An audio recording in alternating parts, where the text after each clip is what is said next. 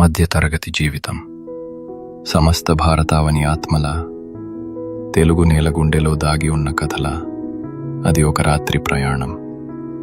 సూర్యోదయం కోసం ఎప్పుడూ ఎదురు చూస్తూనే, కానీ అది ఎప్పటికీ రాదు. అది ఒక మట్టి దీపం, నిత్యం వెలుగు కోసం పోరాడుతూనే ఉంటుంది. నెలకు 20,000 జీతం, అందులో ఇల్లు, కరెంట్, పిల్లల స్కూల్ ఫీజులు, మిగిలింది 0. అయినా లెక్క తప్పకూడదు. ఆశల రెక్కలు కట్టుకునే వీలుండదు. ఆకాశాన్ని చూడ్డానికి కూడా టైం ఉండదు. ఏదైనా కొందామంటే మనసుతో కాదు, పర్సుతో మాట్లాడాలి. మనసుతో కష్టాలు మనకి మామూలే.